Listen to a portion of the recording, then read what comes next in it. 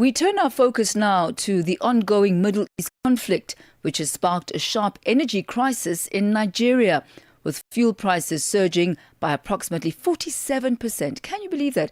47% over just a 6-week period. This as global prices topped the $100 per barrel price. In response, the Dangote Refinery, which has a production capacity of around 650,000 barrels per day, is prioritising domestic supply to avert the shortages.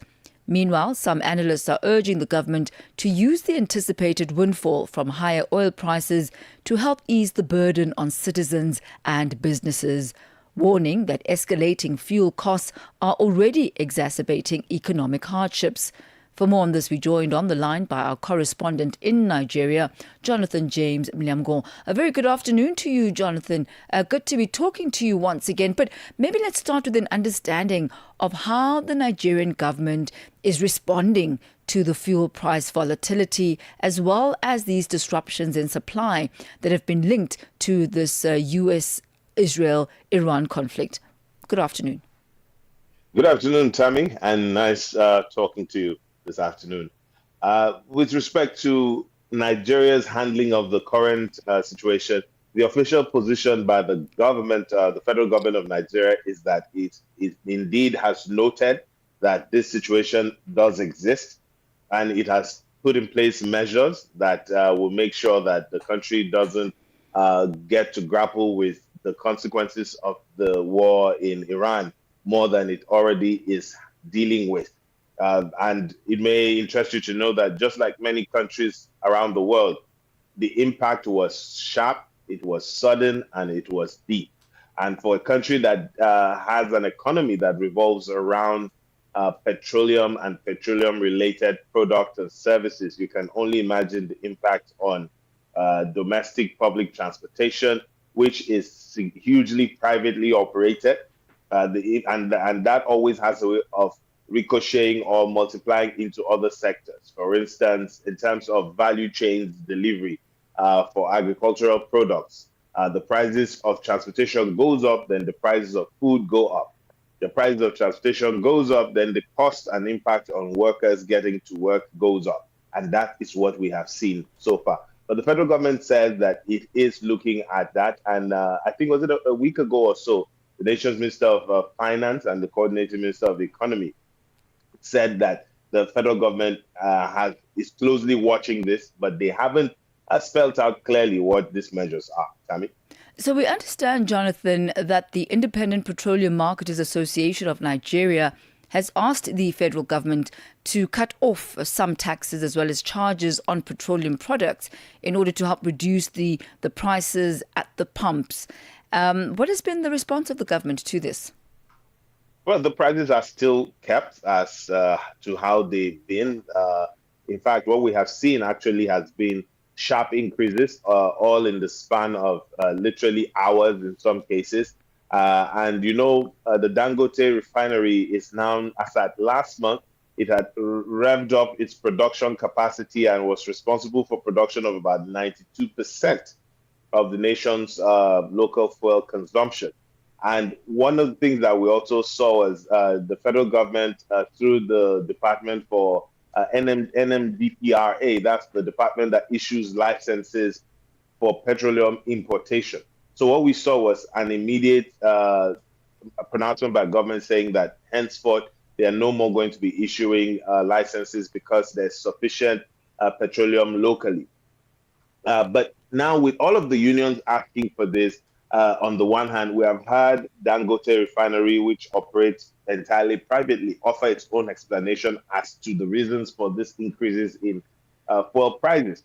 It has been clear to say, yes, Nigeria's consumption, the crude has been coming from Nigeria, but it is now grappling coincidentally with a scenario where there was a dip in the crude that it is being supplied. So take, for instance, Thami, typically, Dangote Refinery would receive about 9 to 11 vessels of crude. In the last month, it has dipped and it is only barely getting about 5 vessels. And what Dangote says is that is not sufficient, and it will now have to import crude from the US and other places to be able to make up for this shortfall. And once that starts to happen, it means the entirety of the fuel price is not dependent on Nigeria's own setting of the fuel price, but on the international scale. And then it has commitments on the international level that it needs to pay its loans and debts that are tied to also international things like international insurance, amongst other things. So all of this, from Dangote Refinery's own explanation, kind of accounts for what the increase in the gantry cost of petroleum is in Nigeria. So far, we haven't seen the unions push back at the government's slow response. Maybe this week, we most likely will see that as the cost of fuel keeps biting harder locally. And I'd like to continue on this Dangote strain of or train of thought right now. Could one say that the measures that were taken by Nigeria in order to reduce reliance on imported petrol since the start of the year have actually ensured that Dangote Refinery was ready for the global supply chain shocks, such as the one that we are experiencing now? I mean, it certainly can account for that. One of the things that I would say is that we have seen the federal government and Dangote say at any point in time, part of its strategic plans have been to ensure that it is always holding at least supply for a minimum of 30 days. And that, it appears, is what is the buffer at the moment. But with the situation that we're having where the Dangote Refinery is saying that it isn't getting as much crude because, and other factors account for the federal government not giving Dangote that much crude. You may know that Nigeria in previous governments had signed a lot of forward sale agreements with many of the, with much of the crude that is yet to be prospected in the country. So now what happens is a balancing game where they have to meet these international obligations alongside meeting local situations. And you know that it's kind of like a keg of gunpowder. If it's not well handled, it can make the economy grind to a halt. But if you also do not honor your international commitments, it can also lead to a downgrading of your business prospects with nations and corporate entities around the world. So far, that has turned out to be a blessing. But clearly, it seems that Nigeria is not yet out of the woods to say it will look into depending solely on local production capacity. Thami. And on that note, should the war persist, what are the risks that Nigeria might face? You know, should the country become overly dependent on the Dangote petroleum refinery as its single source? What other options does the country have?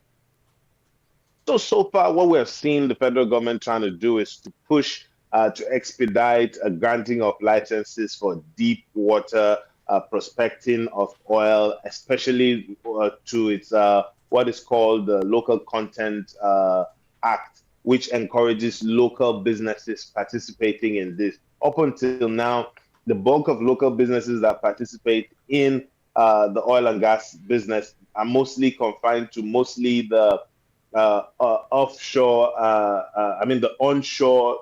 Well, they mostly prospect on land, but deep water has always been by corporates that are mostly international. But speaking to the worst case scenario of what we could see, I think we're already seeing glimpses of it. And if this isn't well managed, you would naturally see the situation spiral into inflation that can go out of control. And you know, Nigeria is only just recovering from one of the craziest inflations it has seen in its existence.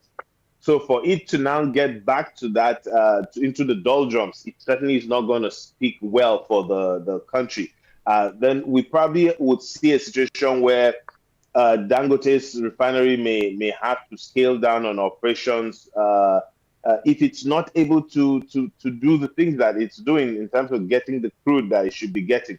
So I think there's a balancing act. It's a delicate one, but the federal government, especially having not made any comments about this, there's a delicate balancing act that it is trying to do so that it is able to sell crude and keep its revenues coming, but it is also able to supply crude locally to keep the Dangote Refinery going as well.